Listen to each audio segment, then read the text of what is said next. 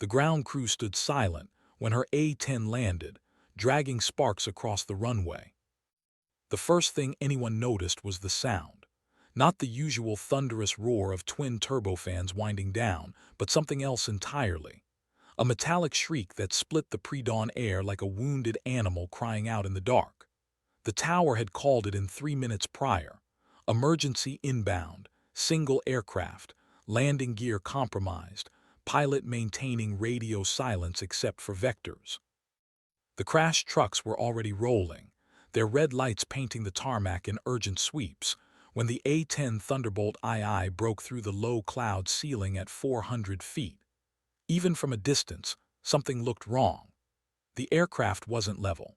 It hung in the air with its nose pitched slightly upward, the landing gear visibly asymmetrical, one main mount dangling at an unnatural angle like a broken limb.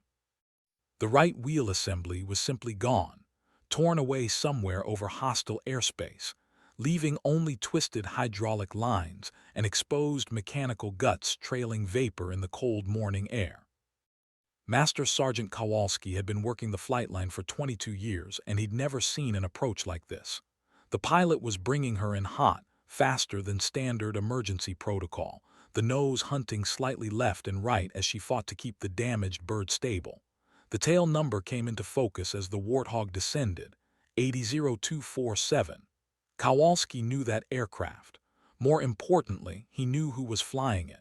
His jaw tightened, but he said nothing. Around him, the junior airmen stood transfixed, some with hands halfway to their mouths, watching the impossible mathematics of controlled disaster play out in real time. They crossed the threshold doing 170 knots, at least 40 faster than she should have been moving. The left main gear touched first, rubber barking against concrete with a sound like a gunshot. Then the nose gear kissed down, and for one crystalline moment, the aircraft balanced on 2 points like a dancer frozen mid-pirouette. Then physics took over. The right side of the fuselage slammed into the runway with a sound that would haunt every person present for the rest of their careers. Sparks erupted in a rooster tail of orange and white, a grinding cascade of light that looked like a comet being dragged to Earth. The titanium bathtub that protected the cockpit did its job, but the titanium skin of the right wing root began to peel away in strips, scattering across the concrete in molten fragments. The aircraft slewed right, the bare metal screaming against asphalt, and for 3 heartbeats everyone thought it would cartwheel, would tumble end over end in a fireball of jet fuel and ordnance. But the pilot corrected somehow, using differential thrust and the one good wheel to muscle the dying plane back towards centerline. The Warthog carved a 200-foot scar across the runway, trailing fire suppression foam from the crashed trucks that raced alongside like anxious sheepdogs. When it finally ground to a halt, the right side of the aircraft looked like it had been fed through an industrial grinder. The canopy blew immediately. Standard ejection seat pyrotechnics, but the seat didn't fire. The pilot climbed out manually, moving with deliberate care down the emergency ladder that deployed from the left side. She was small, smaller than most people expected combat pilots to be, but she moved with the economical precision of someone who had done this 10,000 times in training and twice in actual emergencies. Her helmet came off as her boots hit the tarmac, revealing close-cropped dark hair plastered to her scalp with sweat. Her name tape read MARKOVIC in faded block letters. Her rank insignia marked her as a major, though the wear on her flight suit suggested she'd been in service long enough to have stories that would fill a library. She didn't run from the aircraft. She walked, conducting her own damage assessment with eyes that had seen too much sky and too many missions to panic now. Behind her, the A-10 sat steaming and broken, its GAU-8 Avenger cannon still hot from recent firing, its wings still carrying 6 empty hardpoints where missiles and bombs had been just hours before. The base commander arrived in his staff car before the fire crews had even finished spraying down the smoldering aircraft. Colonel Patterson emerged already speaking into his radio, coordinating with operations, with maintenance, with the accident investigation board that would be convened within the hour. He was known as a by-the-book officer, fair but demanding, the kind of commander who expected excellence and rarely tolerated deviation from doctrine. He spotted Major Markovic standing beside the wreckage, her flight helmet tucked under one arm, her other hand resting on the scarred fuselage like she was comforting a wounded friend. Patterson's face was unreadable as he approached, but his steps slowed when he got close enough to see the pattern of bullet holes stitched across the aircraft's tail section. Not just a few rounds, dozens. Concentrated fire from ground-based anti-aircraft artillery, the kind of defensive network that should have shredded the slow-moving warthog into confetti. "Major," Patterson said, his voice carefully neutral. "Report." Markovic didn't salute. Both hands were occupied, and more importantly, they were standing next to an aircraft that had nearly become her coffin. Military courtesy had its place, but this wasn't it. "Package delivered," she said, her voice rough from breathing pure oxygen for the last 6 hours. "All ordnance expended. Target destroyed. Lost hydraulics over the secondary objective when AAA got a lucky burst. Limped home on backup systems and prayer." Her eyes never left the aircraft as she spoke, cataloging every wound, every scar. "She brought me back, sir. Even after everything, she brought me home." Patterson followed her gaze to the mangled right side of the fuselage, where the titanium bathtub had done its job, but just barely. If the ground fire had been 6 inches higher, if the angle had been slightly different, if any one of a dozen variables had shifted, they'd be scraping what was left of Major Markovic out of the cockpit with sponges. "You were supposed to have a wingman," Patterson said quietly. It wasn't an accusation, just a statement of fact that hung between them like smoke. Markovic's jaw tightened almost imperceptibly. "Captain Torres took critical damage on the first pass. I escorted him to friendly airspace before returning to target. The mission parameters were clear, sir. The convoy had to be stopped before it reached the bridge. If those supply trucks had gotten through," she didn't finish the sentence. She didn't need to. Patterson had read the same intelligence briefings, knew what was at stake, understood the calculus of war that sometimes required one pilot to fly alone into hell, because the mission mattered more than safety protocols. The sun was beginning to rise now, painting the eastern sky in shades of crimson and gold. The light caught the edges of the bullet holes, making them look like dark stars punched through sheet metal. Kowalski and his crew were already beginning the post-flight inspection, though everyone knew this bird wouldn't fly again for months, if ever. The damage was catastrophic. The starboard landing gear was a complete loss. The right wing would need to be replaced entirely, and the hydraulic systems were compromised beyond field repair. But the aircraft had done its job. More importantly, the pilot had done hers. Patterson made a decision, the kind that colonels make when the rulebook doesn't quite cover the situation at hand. "Get to medical," he told Markovic, his voice losing some of its official edge. "Full evaluation. Then debrief with intelligence in 3 hours. They'll want every detail about the target engagement and the AAA positions." He paused, then added something that wasn't in any regulation. "Good work, Major. That convoy won't be supplying anyone." Markovic finally looked at him directly, and Patterson was struck by the exhaustion in her eyes. Not just physical tiredness, though she'd clearly been through hell, but something deeper. The weariness of someone who had been proving herself over and over, mission after mission, to people who would never quite believe she belonged in that cockpit. "Thank you, sir," she said simply, and there was no triumph in her voice, no satisfaction. Just the quiet acknowledgement of a job completed, and the weight of knowing she'd have to do it all again tomorrow. She walked toward the medical truck with steady steps, never looking back at the aircraft that had saved her life, and Patterson watched her go with an expression that his staff would later describe as contemplative. Something about this mission bothered him, something beyond the obvious near-disaster of the landing. He pulled out his secure phone and dialed operations. "Get me the mission recordings," he said when the duty officer answered. "All of them. Targeting pod footage, radio traffic, data link, and I want the post-strike reconnaissance images as soon as they're processed." There was a brief pause on the other end. "Sir, is there a problem?" Patterson looked at the wounded A-10, at the trail of scarred concrete leading back to where Major Markovic had somehow kept a dying aircraft under control through sheer force of will. "No problem," he said slowly. "But I think we might have missed something important." The debrief started exactly 3 hours later in a windowless room that smelled of stale coffee and recycled air. Major Markovic sat at the conference table still wearing her flight suit, though medical had cleared her with nothing more than minor bruising and what they diplomatically called stress-related muscle tension. Across from her sat Captain Ellis from Intelligence, a tablet in front of him displaying satellite imagery and targeting data. Colonel Patterson stood in the corner, observing but not participating, his arms crossed over his chest in a posture that suggested he was there to listen, not to judge. "Not yet, anyway. Let's start from the top," Ellis said, swiping through his tablet to pull up the mission profile. "You were fragged as part of a 2-ship combat air patrol, primary objective to provide on-call close air support for ground elements in Sector 7. At 0940 local time, you received tasking to engage a high-value convoy moving north toward the Khazari Bridge. Walk me through your decision-making process."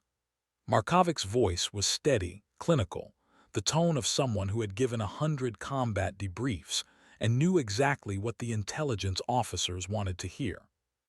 "Captain Torres and I were on station at 12,000 feet when the ground controller, call sign Nomad 6, reported multiple heavy vehicles moving in a convoy formation, approximately 40 clicks south of the bridge. Rules of engagement were clear. Deny enemy logistics, priority alpha." She paused to take a sip of water, and Patterson noticed her hand was absolutely steady. No tremor, no shake. Whatever demons Major Markovic carried from this mission, they didn't show in her physical control. "We descended to 6,000 for target identification. Targeting pods showed 8 heavy trucks, probable cargo configuration, with light technical escorts. 2 vehicles in the pattern consistent with mobile anti-aircraft systems, ZSU-23-4 variant based on the silhouette profile. Weather was clear, visibility unlimited, winds negligible."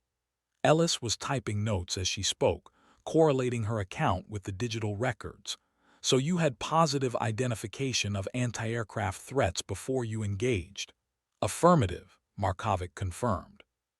"We assessed the AAA as low probability for effective engagement given our altitude and the angle of attack we planned. Standard pop-up profile, ripple the ordnance, egress before they could track us effectively." She said it matter-of-factly, but Patterson knew what those words meant in practice. "Dive at a target at 400 miles per hour, release weapons at the precise moment when geometry and velocity aligned. Then pull so many GS in the escape maneuver that your vision tunneled to a pinpoint, and your body felt like it weighed 1,000 pounds. Do it while people were actively trying to kill you with explosive shells." "The first pass went as planned," Markovic continued. "Torres took the lead vehicles, I engaged the trail elements. Complete ordnance release, good hits, secondary explosions confirmed. But during the egress, Torres took damage. I heard him call it over tactical, hydraulic failure, loss of flight control authority. He was maybe 8 miles east when his aircraft started departing controlled flight." Ellis looked up from his tablet. "And that's when you deviated from the mission profile." It wasn't quite a question, but it wasn't quite a statement either. It hung in the air like an accusation waiting to be acknowledged. Markovic met his gaze without flinching. "Captain Torres was going down over hostile territory with degraded control systems. I didn't deviate from anything, Captain. I executed combat search and rescue protocols. I stayed with him, talked him through the emergency procedures, and vectored him toward friendly positions until he had enough altitude to punch out safely. Leaving the target area unsecured," Ellis pressed. "Leaving the bridge vulnerable to alternate supply routes." "The convoy was destroyed," Markovic said, and now there was an edge in her voice, subtle but unmistakable. 8 vehicles, total loss. Confirmed by my targeting pod and by Nomad 6's ground observation. The bridge was never the primary objective. Stopping the supplies was the objective, and that objective was achieved. Patterson finally spoke from his corner position, his voice cutting through the tension like a knife. "But you went back." The room went quiet. Ellis looked confused, glancing between the colonel and the major, clearly not understanding what Patterson was talking about. Markovic's expression didn't change, but something flickered behind her eyes. Recognition, maybe respect. "Yes, sir," she said simply. "I went back." Ellis was frantically swiping through his tablet now, trying to find whatever data Patterson had clearly already reviewed. The colonel pushed off from the wall and walked to the table, pulling out a chair and sitting down across from Markovic. When he spoke, his voice had lost all its official distance. "After you escorted Captain Torres to safety, after you confirmed his ejection and survival, you didn't return to base. You flew back to the target area alone, with a damaged aircraft, with no wingman, with reduced armament, and you conducted a second engagement against two mobile anti-aircraft vehicles that were now fully alert and actively searching for you." It wasn't a question. Patterson had seen the footage, had watched the gun camera video 3 times before this meeting, had studied every frame of what Major Markovic had done in the 47 minutes after Torres had safely ejected behind friendly lines. He wanted to hear her explain it, needed to understand the thinking that had led a rational, experienced combat pilot to make a decision that any reasonable review board would classify as somewhere between criminally reckless and suicidally courageous. Markovic was quiet for a long moment, her eyes distant, seeing something that wasn't in the sterile conference room. When she finally spoke, her voice was soft but absolutely certain. "The convoy was stopped, but the AAA systems were intact, mobile, functional, and positioned along the primary supply route.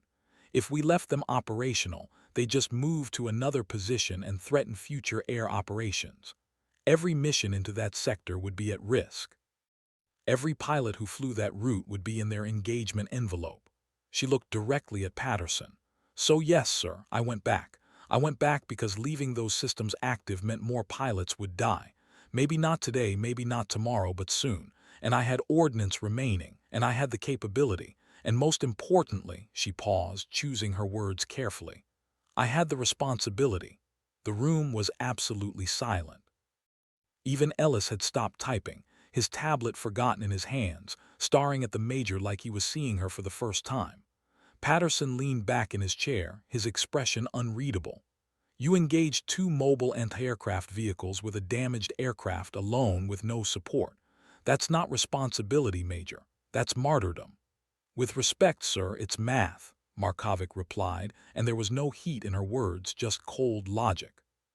One aircraft, one pilot, against a defensive system that would threaten dozens of aircraft and dozens of pilots. The equation was simple.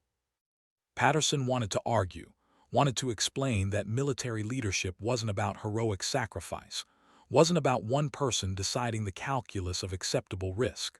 But he couldn't, because somewhere deep in his own training, in his own combat experience from years ago when he'd been the one in the cockpit instead of behind a desk, he understood exactly what she meant.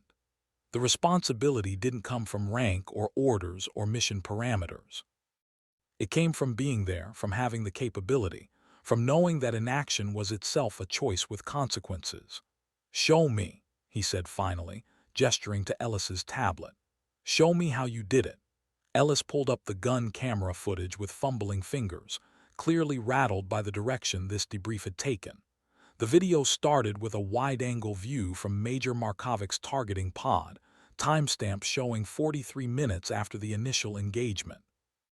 The landscape below was a patchwork of brown desert and darker vegetation following a dry riverbed.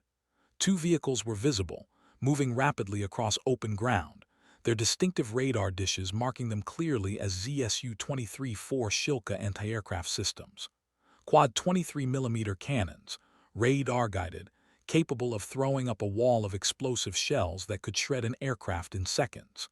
"They were running," Markovic narrated as they watched.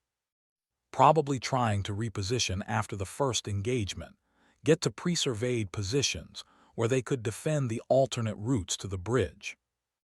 The video showed her aircraft diving, the targeting reticle tracking the lead vehicle with mechanical precision.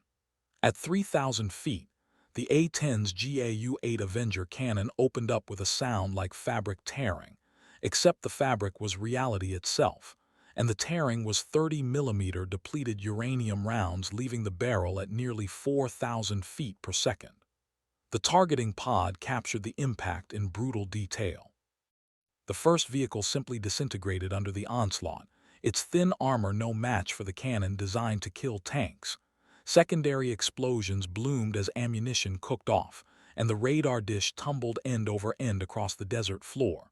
First target destroyed, Markovic said, her voice empty of emotion. But the second vehicle had a crew that knew their job. The video showed what happened next. The second ZSU-23-4 didn't run. It stopped, its turret rotating with terrifying speed, radar dish spinning as it acquired the diving A-10. The crew had maybe 4 seconds to track, aim, and fire before the Warthog could line up its gun run. They used 3. The sky around Major Markovic's aircraft suddenly filled with black puffs of exploding shells, a pattern of destruction so dense it looked like someone had thrown ink against the blue canvas of the atmosphere. The aircraft shuddered, visible even in the stable targeting pod footage, as shrapnel tore through the right side of the fuselage. "That's where I lost the landing gear," Markovic said, pointing to the timestamp. "Hydraulic line severed, right main mount failure. I felt the aircraft drop right, knew immediately something critical was damaged." But she hadn't broken off. The video showed the continuing its dive, the targeting reticle steady despite the aircraft taking damage, despite the warning lights that must have been illuminating the cockpit like a Christmas tree. The cannon fired again, a longer burst this time, and the second ZSU-23-4 died in a fireball of detonating ammunition and cooking off fuel. "Target destroyed," Markovic said simply. "I initiated emergency procedures, ran through the backup hydraulics checklist, and set course for home base. Calculated I had enough fuel and enough control authority to make it back. I was right." She said it without pride, without bragging, just stating facts the way someone might describe their morning commute. Patterson stopped the video, freezing the frame on the moment right after the second vehicle exploded, when the A-10 was pulling up from its gun run trailing vapor and debris. "You were hit 37 times, he said quietly. "Maintenance counted the impact points. 37 pieces of anti-aircraft artillery found your aircraft. Any one of them could have killed you." Markovic met his eyes steadily. "But they didn't, sir, and those AAA systems won't kill anyone else either. That's what matters." Ellis finally found his voice again, though he sounded shaken. "Major, the mission parameters didn't include destroying the anti-aircraft systems. Your orders were to engage the convoy and return to base. You exceeded your authority." "Captain," Patterson interrupted, his voice sharp enough to cut steel, "that's enough." He stood up, closing the tablet, ending the debrief with the kind of finality that colonels possess when they've made a decision. Major Markovic acted within the intent of her orders, exercised appropriate tactical judgment, and eliminated a persistent threat to ongoing operations. Her actions will be noted in the after-action report as exemplary. He looked at Markovic, and something passed between them, the kind of understanding that exists between people who have both faced the reality of combat, who both know that the rules written in comfortable offices don't always account for the chaos of actual war. "You're grounded for 72 hours pending full medical and psychological evaluation. After that, we'll discuss your next assignment." Markovic nodded, standing and offering a crisp salute that Patterson returned. She walked out of the debrief room with the same steady gait she'd used walking away from her destroyed aircraft, and Patterson watched her go with an expression that was equal parts admiration and concern. The story of what happened that morning spread through the base like wildfire in dry grass, the way all good stories do in military communities that thrive on tales of valor and impossible odds. By evening chow, everyone in the squadron knew that Major Markovic had landed her shot-up Warthog on one wheel and a prayer. By morning briefing the next day, they knew she'd gone back alone to finish the mission. By the end of the week, they knew her call sign, Valkyrie, and they knew it had been given to her not in mockery but in recognition of something fundamental about who she was and what she did. But there were details that most people didn't know, details that lived in classified reports and in the private conversations of senior leadership. Details like the fact that Major Kamila Markovic had been passed over for promotion twice, that her personnel file contained notations about her aggressive tactical approach and tendency toward independent action. Details like the fact that 3 different squadron commanders had recommended her for transfer to training duties, essentially grounding her from combat operations, citing concerns about her risk tolerance and disregard for safety protocols. Details like the fact that every pilot who had ever flown with her would have trusted her with their life without hesitation, because they knew, even if the promotion boards didn't, that Markovic wasn't reckless. She was just willing to do what others wouldn't when it mattered most. Colonel Patterson knew all those details, because he'd read her entire service jacket after watching that gun camera footage. He'd seen a pattern in her career that troubled him deeply, not because of what it said about Markovic, but because of what it said about the institution that had repeatedly failed to recognize her value. She'd graduated in the top 10% of her flight training class, but had been assigned to a transport unit for her first tour. She'd requested combat reassignment 4 times before finally getting approval. She'd logged more combat hours than pilots 2 ranks above her, but somehow the promotion boards kept finding reasons to pass her over. Too aggressive, too independent, doesn't fit the leadership profile. Code words Patterson knew for something else entirely. Something that had nothing to do with her competence or her commitment or her courage, and everything to do with assumptions and biases that the military still struggled to acknowledge, let alone address. He pulled up her file on his secure terminal late that night, reading through mission reports and performance evaluations, and something caught his eye.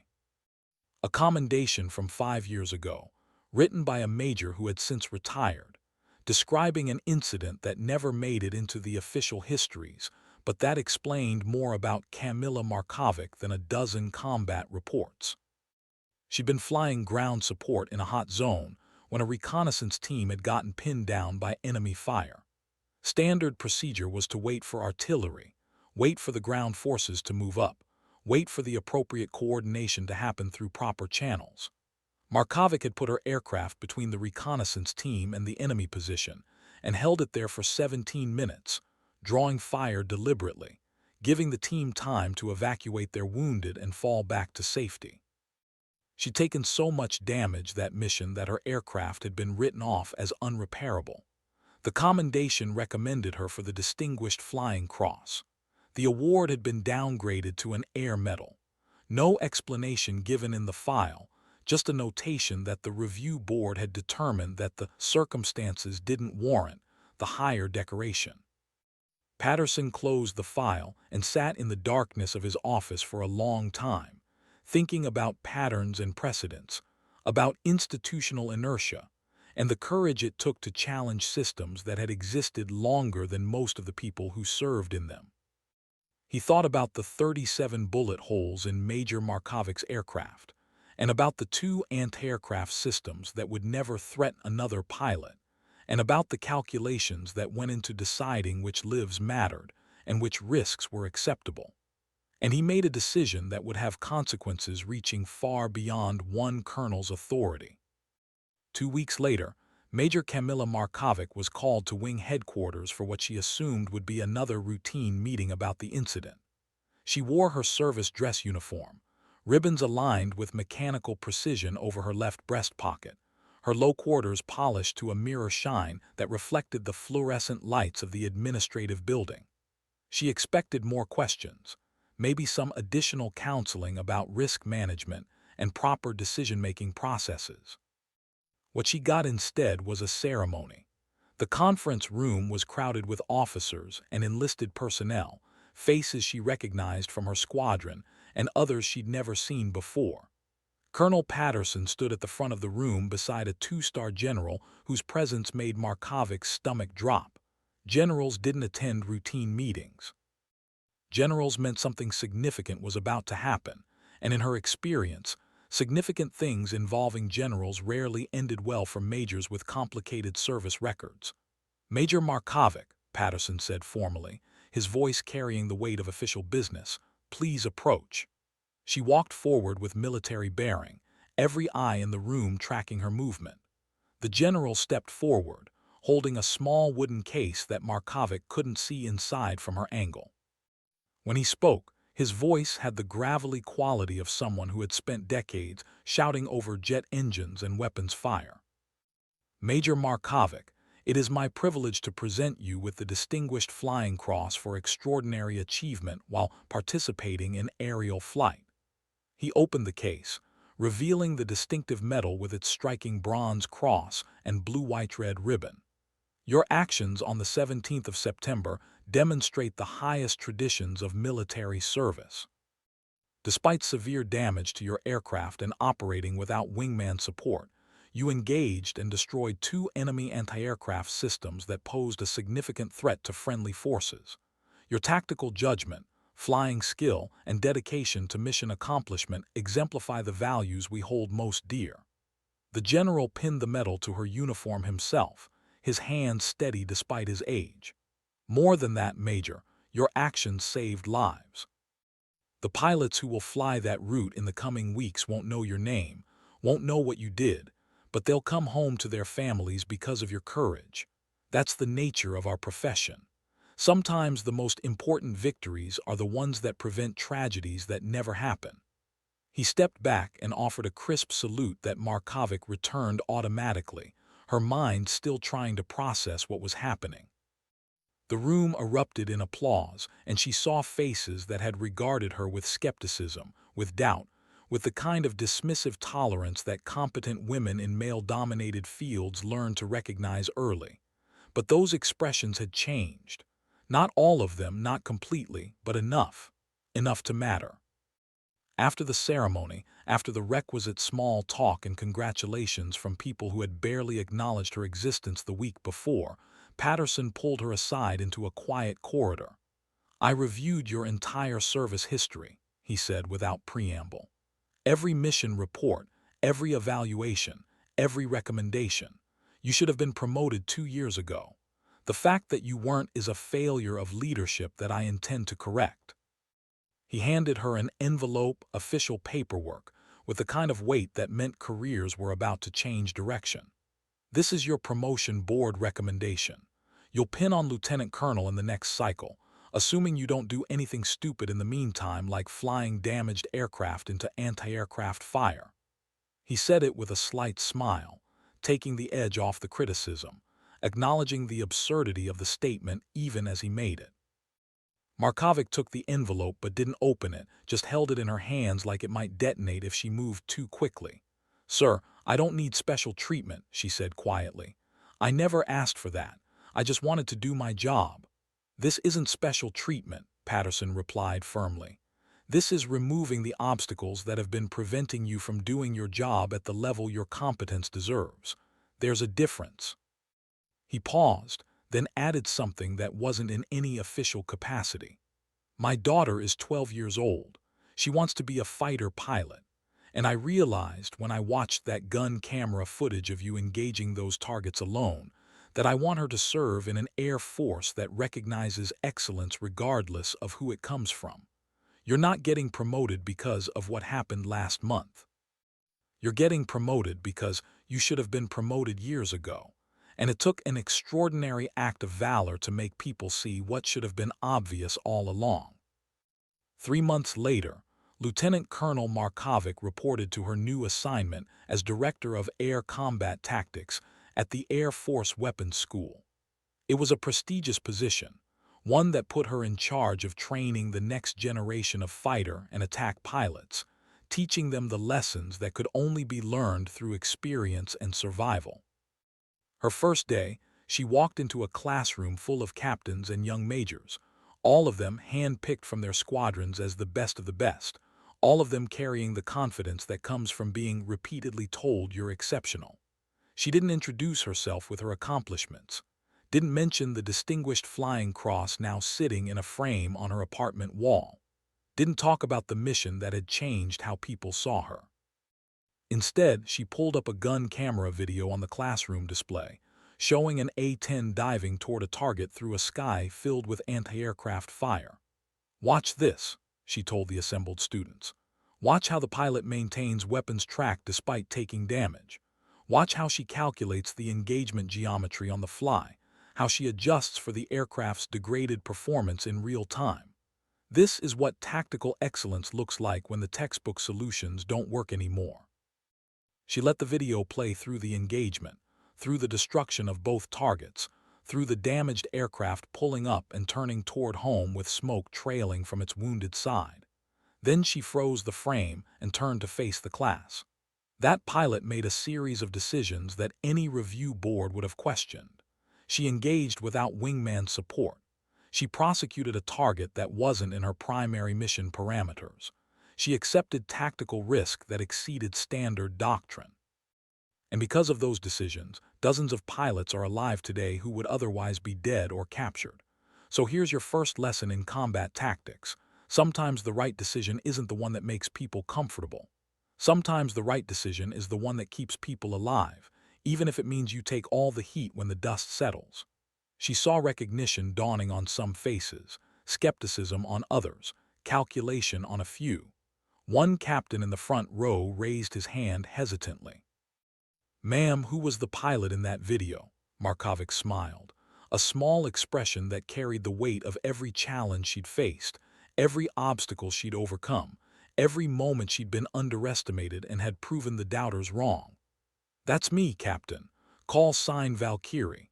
And over the next 6 months, I'm going to teach you how to think like that when your life depends on it." The training cycle that followed became legendary within the weapons school community. Lieutenant Colonel Markovic didn't just teach tactics from a textbook. She taught the kind of combat decision-making that could only come from someone who had been there, who had felt the aircraft shudder around her as bullets found their mark, who had calculated the distance to home on failing hydraulics and sheer determination. She taught her students to see the geometry of combat in 3 dimensions plus time. She taught them to read their instruments and trust their training, but also to trust their instincts when the situation deviated from the expected parameters. She taught them that courage wasn't the absence of fear, but the willingness to act despite it, to make the hard calls when no perfect solution existed. But more than tactics, she taught them something subtler and more important.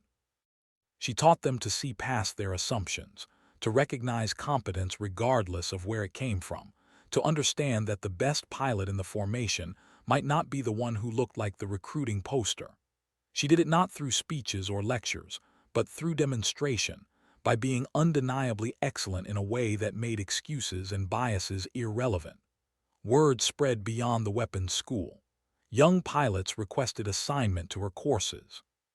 Squadron commanders asked her to evaluate their combat procedures. Her reputation grew not through self-promotion, but through the quiet testimony of dozens of pilots who flew combat missions and came home alive because of what she taught them. One evening, she was working late in her office when Colonel Patterson stopped by unannounced. He'd been promoted to brigadier general and was now overseeing training operations for the entire command, but he still made time to check in on the programs he cared about. "Thought you'd want to know," he said, leaning against her doorframe with the casual posture of someone who had moved beyond needing to prove rank through formality. "The last 3 squadrons deployed to the combat theater have reported 0 losses to anti-aircraft fire. 0, Camilla. Not reduced losses. 0. He let that sink in. The intelligence folks traced it back and found that the tactical approaches being used by the deployed units all originated from training modifications you implemented here. Pilots are coming home because you taught them how to survive. That's the real victory. Not the medals, not the recognition, but the empty chairs that stay empty because people learned from your example." Markovic didn't say anything for a long moment, just looked at the stack of lesson plans on her desk, at the training schedules and evaluation reports that represented hundreds of hours of work translating combat experience into teachable doctrine. "I just don't want anyone else to have to learn the hard way," she said finally. "Don't want anyone else to make a choice between mission completion and personal survival because their training didn't prepare them for the reality." Patterson nodded slowly, understanding what she wasn't saying, that her own journey had been harder than it needed to be, that she'd learned some lessons through unnecessary difficulty, that the recognition she now received had come far too late and at too high a cost. "The Air Force is changing," he said quietly. "Slowly, too slowly, but it's changing. 20 years from now, there will be women commanding fighter squadrons, leading combat wings, making the decisions that determine strategy and policy. And when that happens, it'll be partly because you proved it was possible, because you showed everyone what competence looks like when we stop assuming it comes in only one form." He straightened up, preparing to leave, then added one final thought. "My daughter graduates from the academy next spring. She's going to flight training, wants to fly A-10s like her hero. She has your poster on her wall, you know. That photo of you standing next to your aircraft after the landing, with all the battle damage visible. She tells everyone who'll listen that she wants to be like Lieutenant Colonel Markovic." Markovic felt something catch in her throat, an emotion she couldn't quite name but that felt like validation and responsibility and hope all tangled together. "Tell her," she said carefully, "tell her that the uniform doesn't make you a pilot. The wings don't make you a pilot. What makes you a pilot is the willingness to face the impossible and find a way through it anyway. Tell her that." 5 years later, the Smithsonian National Air and Space Museum opened a new exhibit on modern military aviation. Centerpiece of the display was an A-10 Thunderbolt II, tail number 800247, restored to flying condition, but retired to museum status after its combat damage had been deemed too extensive for continued frontline service. The aircraft was positioned in a dramatic dive angle, as if frozen mid-attack, its GAU-8 cannon prominent, its landing gear retracted to hide the repairs that had saved the airframe. A placard beside the display told the story of the mission, the lone pilot who had engaged 2 anti-aircraft systems alone, the emergency landing that should have been impossible. But the placard didn't just focus on the action. It talked about the career that followed, about the training reforms that saved countless lives, about the institutional changes that began when people were finally willing to see excellence they'd been overlooking. And it ended with a quote from Colonel Kamila Markovic, now serving as Deputy Commander of Operations for an entire fighter wing, whose words had been carefully chosen to inspire the next generation. "Courage isn't about being fearless. It's about being terrified and doing the mission anyway. It's about calculating the odds and accepting them because the alternative, doing nothing, is worse than any risk you might face. And most importantly, courage is about proving that the sky doesn't care who you are, where you came from, or what anyone expects from you. The sky only cares whether you're good enough to survive it." On the day the exhibit opened, Markovic stood in front of her old aircraft with a crowd of reporters and aviation enthusiasts and young people who looked at the battle-scarred Warthog with something like reverence. A young girl, maybe 10 years old, tugged on her mother's sleeve and pointed at Markovic's uniform. "Is that her?" the girl whispered, loud enough to be heard. "Is that the pilot?" Markovic smiled and walked over, crouching down to the girl's eye level with the practiced ease of someone who had become accustomed to being a symbol, even though she'd never sought that role. "I'm Colonel Markovic," she said gently. "Did you want to ask me something about the aircraft?" The girl's eyes went wide, starstruck and nervous and excited all at once.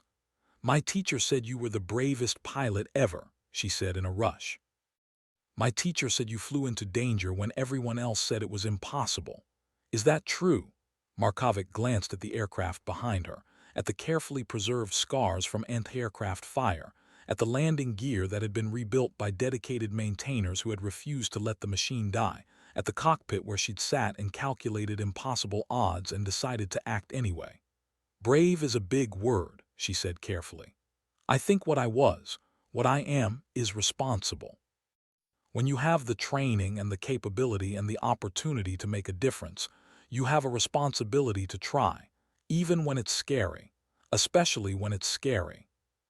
The girl thought about that for a moment, processing the distinction between bravery and responsibility, between heroism and duty. Then she asked the question that would later be quoted in a dozen articles about the exhibit, about Markovic's career, about the changing face of military aviation.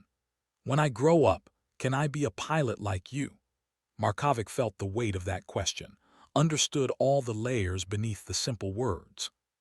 Could this girl, whoever she became, whatever challenges she faced, find her place in a cockpit? Could she survive the training and the skepticism and the constant pressure to prove herself?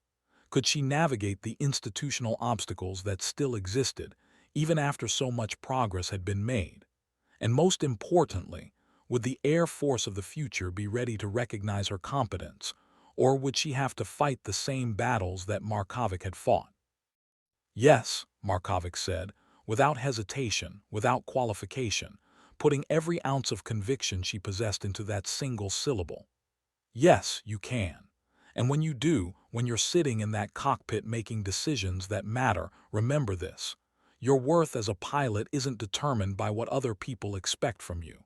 It's determined by what you do when the mission demands everything you have to give. She stood up, offering the girl a crisp salute that was returned with enthusiastic if imperfect precision, and watched as the child ran off to rejoin her mother, already chattering about flight school and aircraft and possibilities that stretched out toward a horizon unlimited by anything except imagination and determination. The crowd moved on, cycling through the exhibit, taking photos of the aircraft and reading the placard and marveling at the physical evidence of combat that most people only knew from movies and video games. But Markovic stayed for a while longer, standing alone beside the machine that had carried her through fire and brought her home against all reasonable expectation. She reached out and touched the fuselage, her fingers tracing the patch where a 23mm shell had penetrated the titanium bathtub, had come within inches of ending everything, had missed by a margin so small it could only be called luck or providence or fate. "Thank you," she whispered to the aircraft, knowing it was irrational, knowing machines don't hear gratitude or care about sentiment, but saying it anyway because some debts transcend logic. "Thank you for bringing me home. Thank you for giving me the chance to do what came next."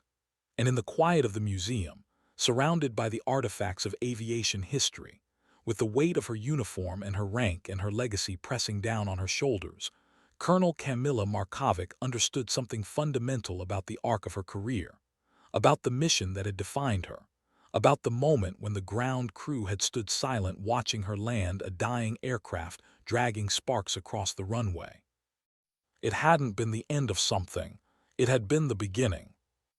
The beginning of a story that would be told and retold, that would inspire and challenge and change the way people thought about courage and competence and what it meant to serve. The beginning of a legacy that wasn't measured in medals or promotions or moments of dramatic heroism, but in the steady accumulation of lives saved and pilots trained and barriers broken through the simple act of being undeniably, unquestionably excellent. The beginning of a future where the question wouldn't be can she fly, but simply can she do the mission? And the answer, proven in smoke and fire and titanium scarred by combat, would always be the same. Yes, she can, she has, she will. The sky doesn't care about anything except whether you're good enough to survive it, and Colonel Markovic had proven, again and again, that she was exactly that good and maybe a little bit better. The aircraft stood silent in the museum, a monument to a moment that had become a movement, a symbol of everything that could be achieved when courage met opportunity and refused to back down. And somewhere in the crowd, a young girl looked up at the battle-scarred Warthog and imagined herself in that cockpit, imagined making those same impossible decisions, imagined becoming someone who would stand beside her own aircraft one day and whisper gratitude to the machine that had trusted her enough to keep flying. The mission continues. It always does. And the pilots who fly it, all of them, regardless of who they are or where they came from, carry forward the legacy of everyone who came before, who faced the impossible and found a way through it, who proved that excellence has no prerequisites except competence, courage, and the willingness to act when it matters most.